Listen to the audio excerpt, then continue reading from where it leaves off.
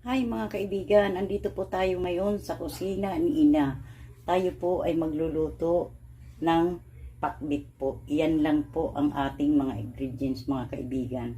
Ayan po, pakitingnan nyo na lang po mga kaibigan. Iyan po.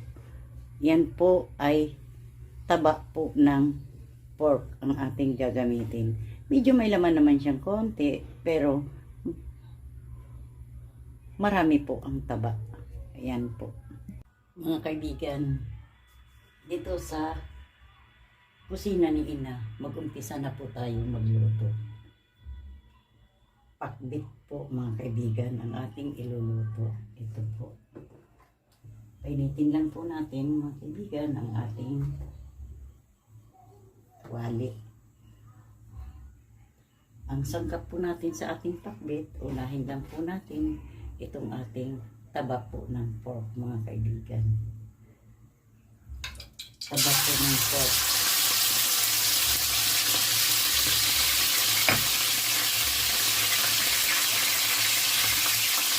Ingat lang po at medyo ito po ay minsan may nagpuputok-putok po mga kaibigan. Ayan po.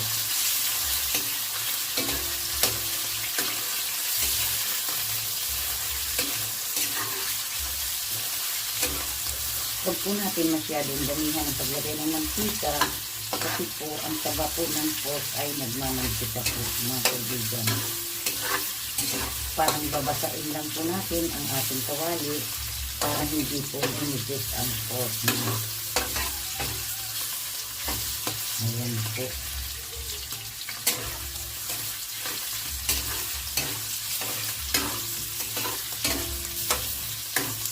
Igisa lang po natin siya ng igisa. Haluin lang po natin hanggang po ay mag-light brown ito.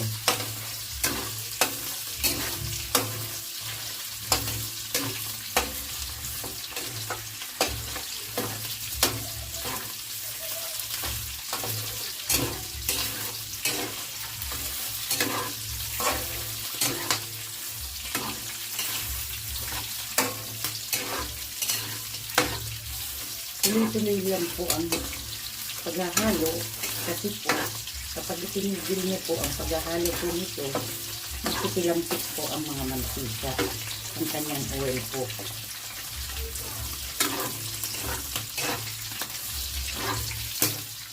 Ayan po.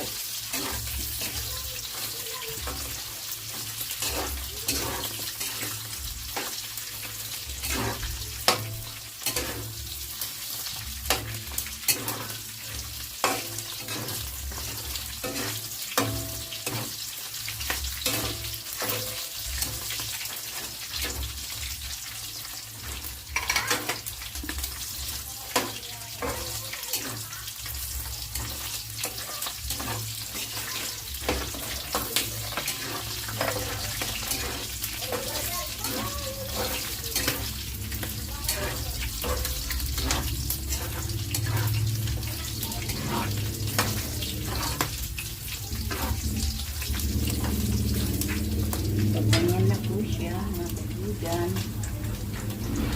Kailangan na po natin ng apoy ang ating kalan.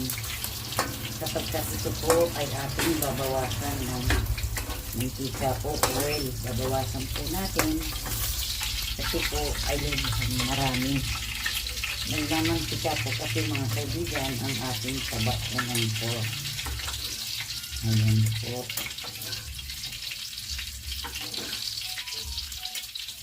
Napakadami po ang kanyang mantika. Ayan po.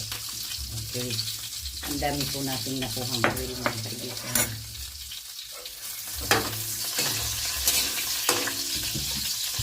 Pag ganyan na po siya, light brown na po, ilagay na po natin ang ating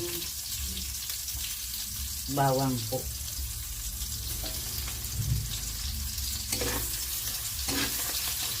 Ayan po ang ating bawang.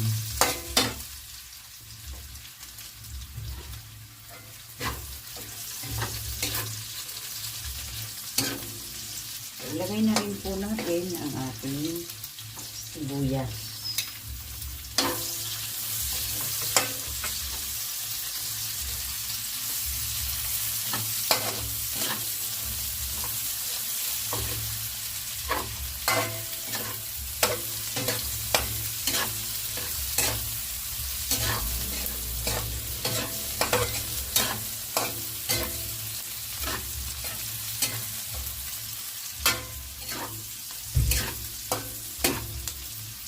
Ilagay na rin po natin ang ating kamatis.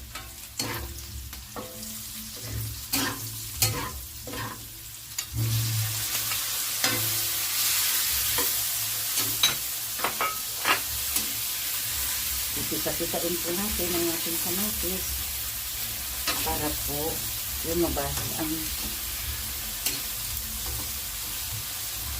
kanya pong tatas ng kamatis para maging juicy po mga kaibigan ang ating iluluto.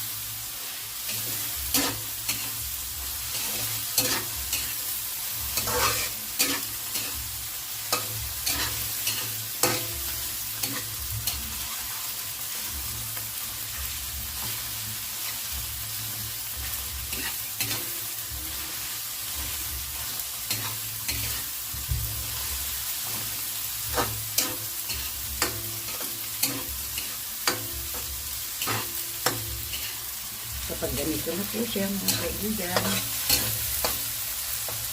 ilagay na po natin ang ating gulay na halo-halong pakbit. Ayan po. Pero mga kaibigan, hinuli po ang talong. Ayan po. Ang ating eggplant po mga kaibigan. Kasi po, madali po yan maluto. Ito po ang munahin natin igisa.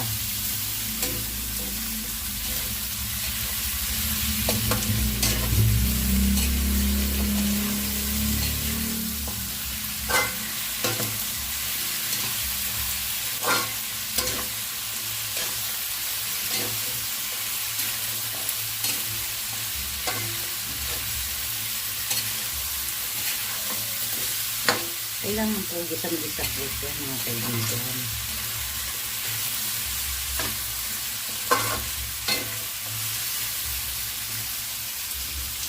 At ganyan na po siya. Ilagay na po natin ang ating eggplant, ang ating talong po mga kaibigan.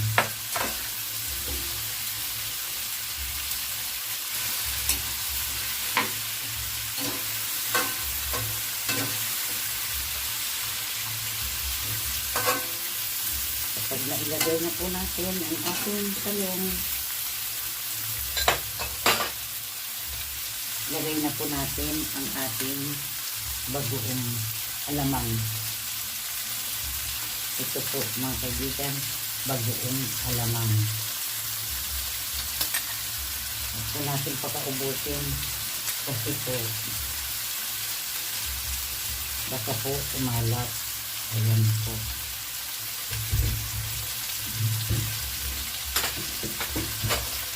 Saka po natin ito ay lagyan ng sabaw.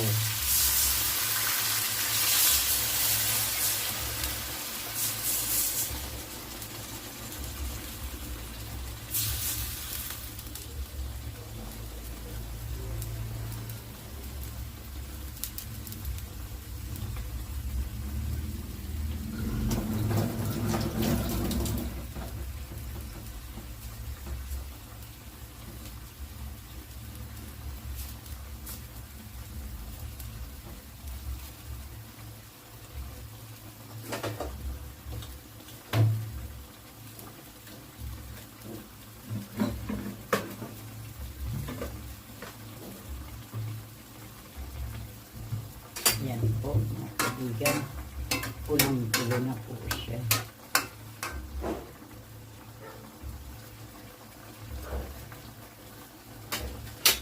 Takpan lang po muna natin.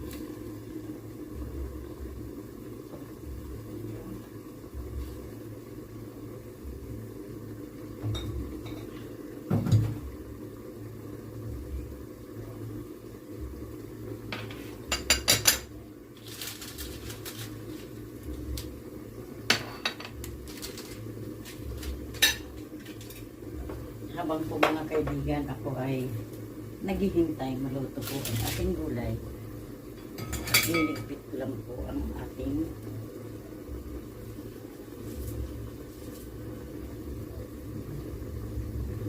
paligid po mga kaibigan.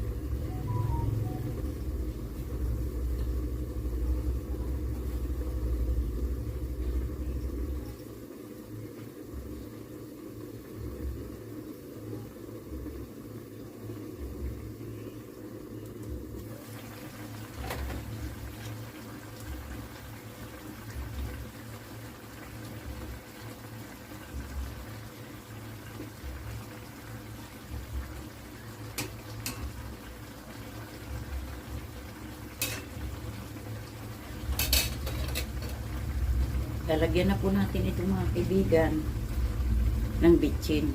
Ayan po.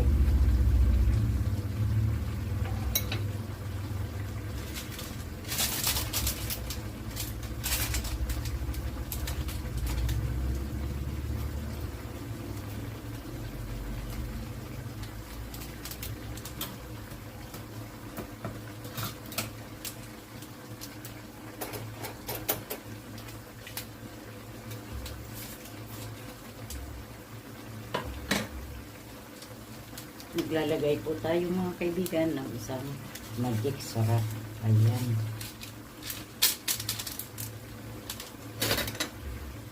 Saka natin haluin. Ay mga kaibigan, luto na po ang ating pakbit. Ayan po. Ang ating pakbit mga kaibigan ay luto na.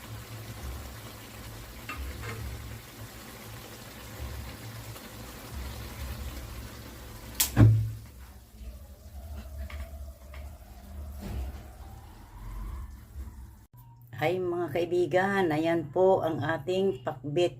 Mga kaibigan, luto na po. Yummy yummy po mga kaibigan. Ang sarap po ng ating pakbit. O di po ba? Ang sarap-sarap. Ganyan lang po ang ating pagluluto ng pakbit mga kaibigan. Ay mga kaibigan, ayan po ang ating pakbit. Mga kaibigan, luto na po. Yummy yummy po mga kaibigan. Ang sarap po ng ating pakbit. O di po ba? Ang sarap-sarap. Ganyan lang po ang ating pagluluto ng pakbit mga kaibigan.